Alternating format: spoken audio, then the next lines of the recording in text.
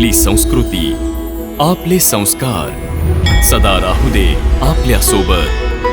भारताच्या महान ग्रंथांचे आणि काव्यांचे संपूर्ण संकलन. सबस्क्राईब करा तिलक. हे मधुसूदन, तू म्हणतोयस की सर्वव्यापी परमात्म्याला शरण जा, पण त्या परमात्म्याचं स्वरूप काय आहे? मला ते तुझं स्वरूप सांग, ज्याची मी पूजा करू शकेन. कारण जगात वेगवेगळी लोक वेगवेगळ्या देवतांची पूजा करतात. मग ते पाप आहे का? नाही अर्जुना, पूजा कधीही पाप असू शकत नाही. आणि जे प्राणी वेगवेगळ्या देवतांची पूजा करतात ते पण वास्तवात माझीच पूजा करतात. कारण या विश्वाच्या कणाकणात मीच सामावलो आहे. ज्ञानी लोक त्यांच्या ज्ञानचक्षूंनी मला प्रत्येक ठिकाणी प्रत्येक प्राण्यात बघू शकतात. एका विद्वान ब्राह्मणातही मी आहे आणि एका चांडाळामध्येही मीच आहे. गायीमध्येही मी आहे आणि एखाद्या श्वानातही मीच आहे. एका हत्तीमध्ये मी आहे आणि मुंगीमध्येही मीच. हे पार्था, म्हणून जेव्हा आपापल्या श्रद्धेप्रमाणे व्यक्ती कुठल्याही रूपामध्ये जेव्हा कोणाची पूजा करतात ते माझीच पूजा करत असतात.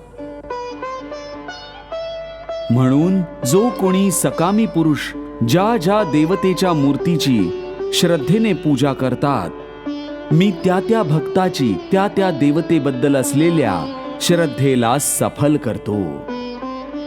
अशा प्रकारे खूप जन्म घेतल्यानंतर त्याला जेव्हा हे ज्ञात होतं की या साऱ्या विश्वात या वासुदेवाशिवाय अजून काहीच नाहीये, तेव्हा असा ज्ञानी महात्मा शेवटी मलाच येऊन मिळतो.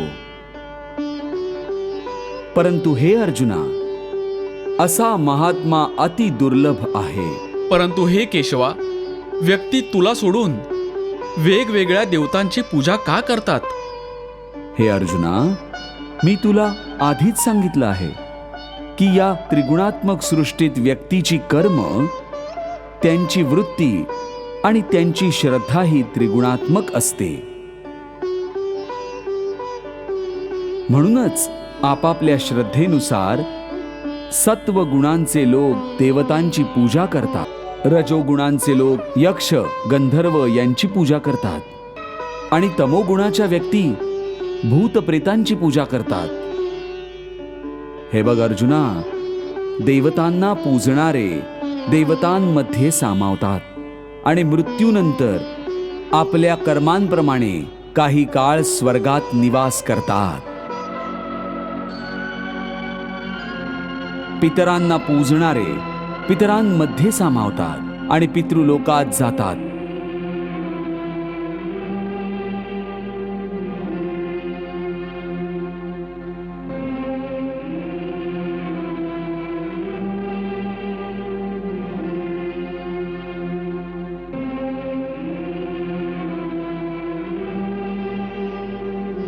आणि भूत प्रेतांना पूजणारे भूतांमध्ये सामावतात.